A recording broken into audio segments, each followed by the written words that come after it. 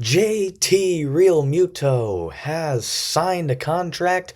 He is no longer on the free agent board, so the top catcher is no longer there. We'll talk about what that means for the rest of the game of baseball. Elly De La Cruz turned down a colossal amount of money of an extension back in the spring, and reports are just now bringing it out there.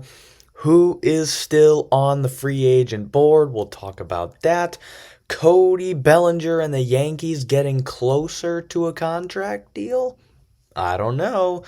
And we have a three-team trade to talk about between the Reds, Angels, and Rays. This is a little bit late. I apologize. All that and just a little bit more on episode 4 of Warning Track Power. I want to kick off today's episode with this three-team trade. It is between, as I said in the intro, the Reds, Angels, and Rays. And really, I am very confused by this trade, but I'll break it down first. So, to the Angels got Josh Lowe from the Tampa Bay Rays. The Rays get Gavin Lux and minor league reliever Chris Clark from the Reds. And to the Reds, Brock Burke from the Los Angeles Angels. And you can probably see my confusion from the Reds side of things. Yes, I get that they need a reliever, and I get that they need a left-handed reliever, but Brock Burke is the guy that you chose. Interesting. But all in all, good job, Rays. I like the move for you. You guys need some infield. Like it. Angels, good job. Josh Lowe, solid bat.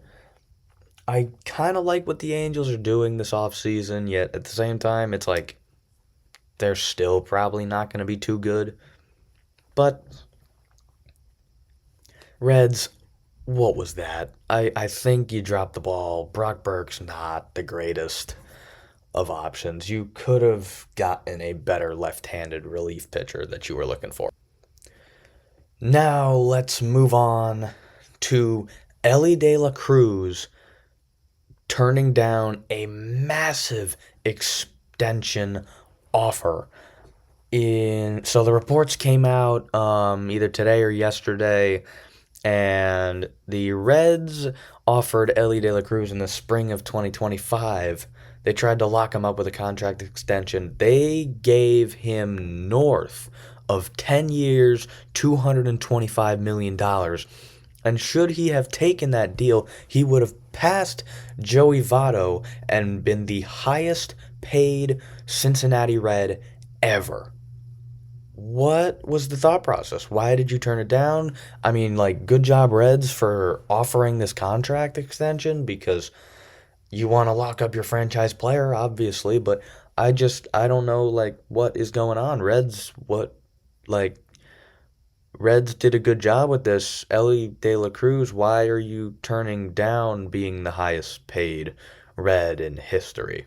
Did you want opt-outs? Did you want anything? Do you just want to, is he gambling on himself? What was the thought process there? Let me know what you guys think in the comments, because we have a massive, massive update on the top free agents on the board that are still left available and unsigned as we get closer and closer to spring training. JT Realmuto is the newest one off the board. Obviously, you saw Bichette and Tucker go few days ago, and now you have JT Realmuto off the board as well. 3 years, $45 million with the Philadelphia Phillies. This deal is technically unofficial, as the Phillies do need to clear a spot on their full 40-man roster for him. That'll be done very soon. There are $5 million incentives annually across this contract, all 3 years. So this could get up to $60 million. And the catcher thirst across MLB is real. I mean, obviously, JT Realmuto was the top target on the board, and it's rumored that the Red Sox and Rays were in on him, and now that they miss out on him, what does it mean for those teams? Specifically the Rays, because the Red Sox do have Narvaez, who is a young catcher who I actually happen to like a good amount. But the Rays, what are the Rays going to do about this? I really don't know because there's no more reliable catcher options left on the free agent market as Victor Caratini did sign with the Twins just about a day ago. And I like the catcher depth is not at the peak of its positional value at the moment. I really don't like for the teams that don't have a good catcher locked up, the way that are gonna go is trades, and I've saw that Jonah Heim might potentially be available. Rafael Marchand, the backup catcher for the Phillies, might also be available, which is weird considering they just signed JT Realmuto. They might want to create a safety net for him because he is getting older. Um, but to be honest, I really am not sure what these teams are going to do because the catcher market is very, very slim pickings. You don't got a good catcher. Good luck getting one because it's very, very thin, the catcher market at the moment. So, with JT Realmuto coming off the board, who is left? Well, you got the top four guys remaining on the free agent market: Framber Valdez, Eugenio Suarez, Zach Gallen, and Cody Bellinger. We'll talk about Bellinger a little later, but Framber Valdez we'll start with here, and Framber Valdez had to be jumping up and down when he saw Ranger Suarez get 5 years and $130 million from the Boston Red Sox. He must have been jumping up and down because obviously Valdez is a more dominant and better starting pitcher option than Ranger Suarez, and he's the more premier pick of the two of them. So I'm thinking maybe Framber Valdez is going to get somewhere like a 7 year, $200 million contract. With who? I mean, the Mets need to anchor their rotation. However, I am concerned with them signing Bo Bichette if they are going to go after anyone else. The Orioles were rumored earlier this offseason to be one of the top landing spots for Valdez. Personally, though, I am not too sure about whether I like this move or not for them, especially because I think 200 million is a lot for the Orioles to dish out. Now, before this offseason, I did have Framber Valdez going to the Mets in my predictions.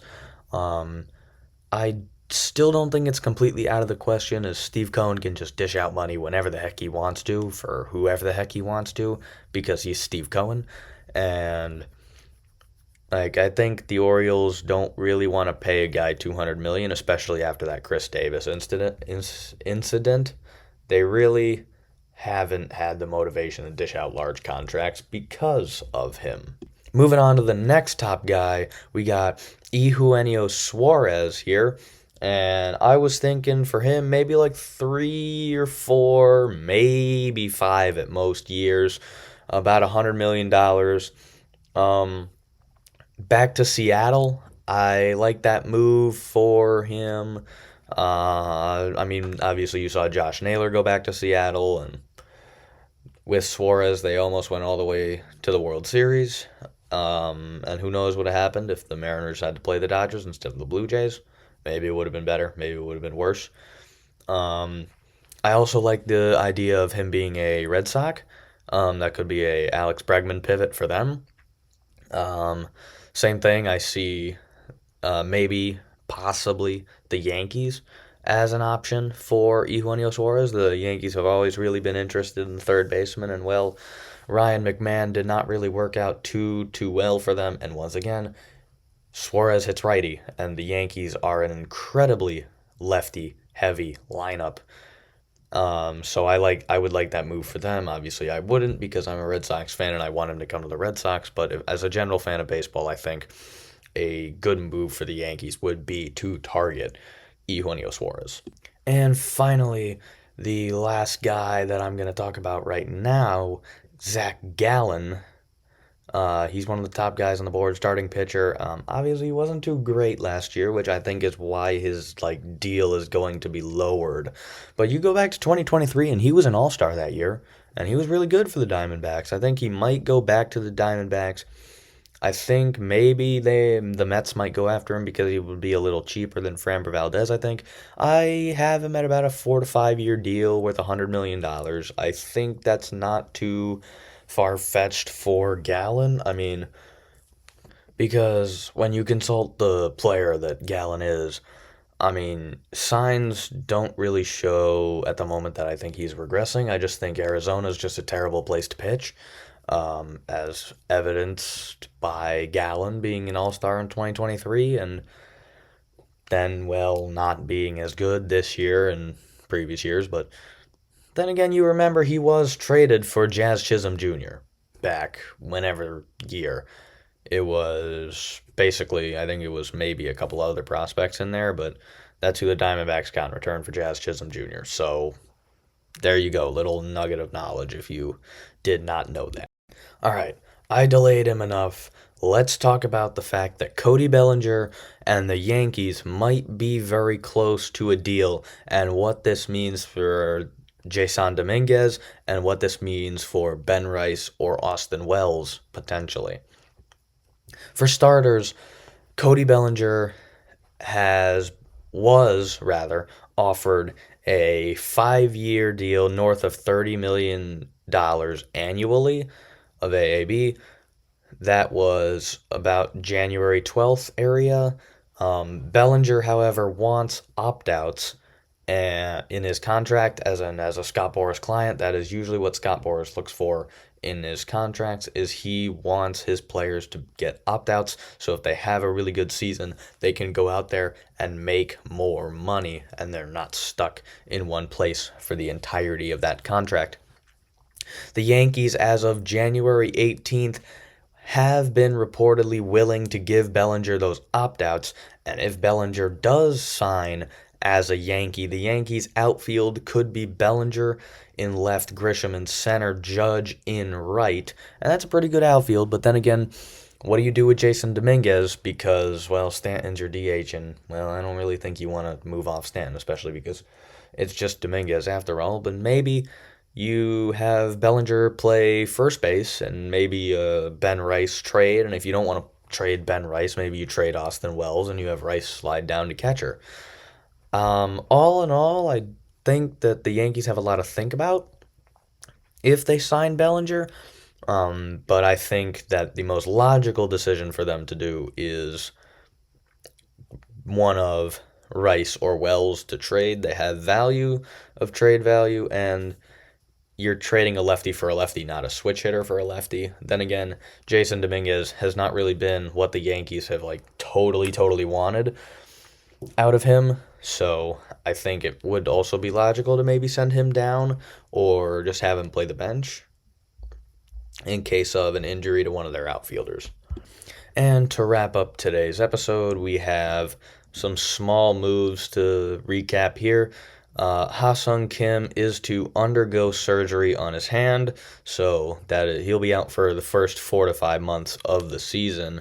So the Braves' infield has taken a hit, and to kind of cope with that for a little bit, the Braves have signed utility man Jorge Mateo, likely to go play shortstop or second, wherever they were going to play Seong Kim, on a 1 year, $1 million deal.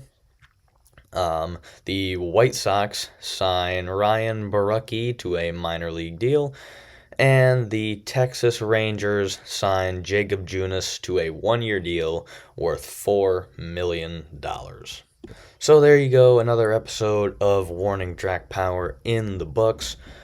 Let me know in the comments what you think of the moves, and we will get more videos out as soon as more news breaks and as soon as I can put them up for you guys. And I will see you next time on Warning Track Power, where we're just a few feet short of the fences, but all in on the game. See you next time.